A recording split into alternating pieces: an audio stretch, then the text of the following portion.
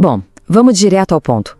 Hoje a gente vai fazer um mergulho profundo no capítulo 2 do texto básico de Alcoólicos Anônimos, que leva ao título de Há uma Solução.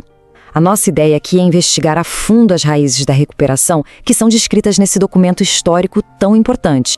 Logo de cara, o livro traz uma metáfora incrível. Ele diz que os alcoólicos em recuperação compartilham um vínculo indestrutível, como se fossem passageiros de um grande navio que acabaram de sobreviver a um naufrágio terrível. Imagina só a camaradagem, aquela alegria de ter escapado da morte. É uma sensação que toma conta de todo mundo no barco e, de repente, apaga qualquer diferença de classe social, de política ou de dinheiro. É esse sentimento profundo de ter sobrevivido a um perigo comum que une essas pessoas de uma forma quase mágica. E tudo isso levanta aquela pergunta que não quer calar. Afinal, por que pessoas que estão literalmente destruindo as próprias vidas e tudo ao seu redor tomam aquele mesmíssimo primeiro gole? Essa é aquela dúvida desconcertante que as famílias e a sociedade inteira não cansam de repetir. E é exatamente esse mistério que fisga a gente direto para o centro emocional e psicológico da mente de quem sofre com essa doença. E isso nos leva à seção 1, o naufrágio partilhado. Vamos entender como a doença do alcoolismo impacta todo mundo em volta de um jeito devastador e único. Sabe o que é muito doido? Muitas vezes, médicos brilhantes, psiquiatras renomados e famílias cheias de amor tentam de tudo e acabam batendo de frente com uma parede. Eles falham em alcançar a pessoa. Mas aí entra a figura do ex-bebedor e ele tem uma vantagem absurda. Por quê? Porque ele enfrentou exatamente a mesma luta. Ele não está ali para dar lição de moral, não cobra um centavo por isso e, mais importante, ele prova que a solução existe através da própria atitude. Com esse pacote completo, ele ganha uma confiança profunda e instantânea daquela pessoa que está sofrendo, às vezes em questão de horas. Seção 2. O verdadeiro alcoólico. É hora de definir a condição de verdade e limpar de vez os mitos comuns que a gente vê por aí. Aqui a gente tem um contraste gigantesco. De um lado está o bebedor moderado ou até mesmo aquele que bebe pesado. Esse pessoal, se tomar um susto do médico ou se arrumar um novo amor que exija isso, consegue simplesmente parar de beber. Eles têm escolha. Do outro lado, a gente tem o verdadeiro alcoólico. A diferença, que costuma ser letal, é que essa pessoa perde absolutamente todo o controle físico e mental sobre o que consome no exato segundo em que o álcool entra no corpo. O controle simplesmente evapora. O texto usa uma referência clássica excelente para descrever isso: a dinâmica do médico e o monstro. A gente está falando de alguém que no dia a dia é super sensato, bem-sucedido, equilibrado.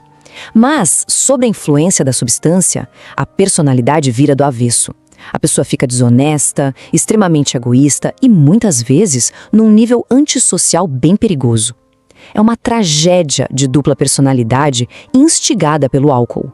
Parte 3. A mente que engana. Aqui o foco sai do corpo e vai para aquela obsessão psicológica absurda que acontece logo antes da recaída. Quem tá de fora sempre solta aquela mesma frase carregada de julgamento: nossa, por que simplesmente não usa a força de vontade? É só querer parar. O livro expõe isso justamente para quebrar esse grande equívoco social de que a dependência grave é só uma falha moral ou falta de vergonha na cara, sabe? E tem uma analogia no material que resume isso perfeitamente.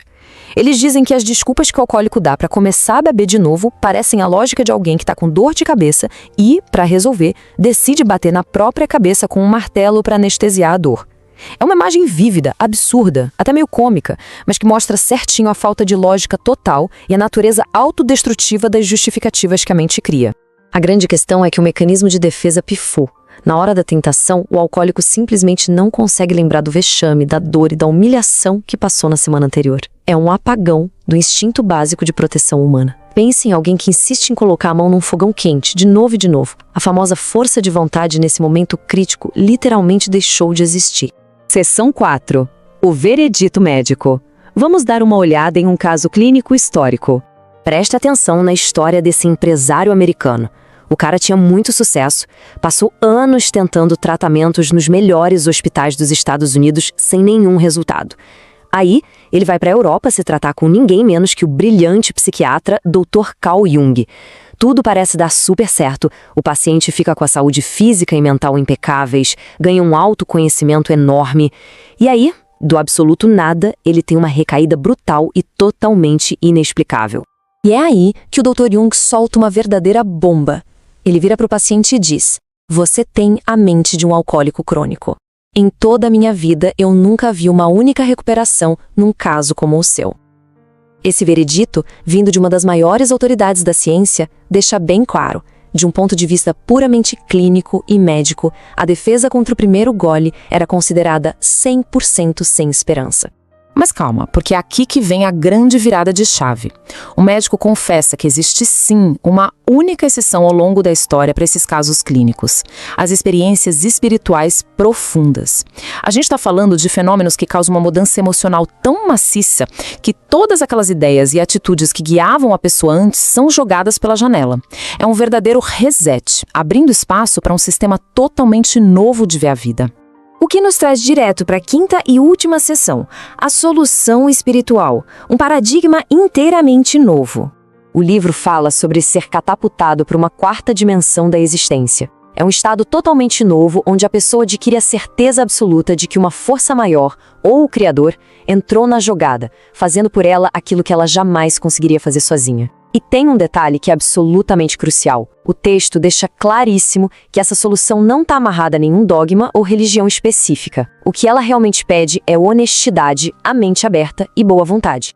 E para tirar tudo isso do campo das ideias abstratas e trazer para o mundo real, este aqui é o manual físico que carrega exatamente essa solução. É nele que o programa não só é explicado passo a passo, mas onde também estão documentadas as experiências reais de dezenas de homens e mulheres que conseguiram se recuperar. Funciona literalmente como um bote salva-vidas feito de papel e tinta. Para a gente fechar com algo para realmente pensar durante a semana. Se a força de vontade não é a resposta para os nossos piores hábitos destrutivos, quais são as mudanças emocionais fundamentais que a gente anda resistindo na nossa própria vida? A jornada que a gente viu hoje convida todo mundo a olhar para dentro e questionar as próprias barreiras. Pensem nisso. Valeu demais para acompanhar mais essa análise e até a próxima.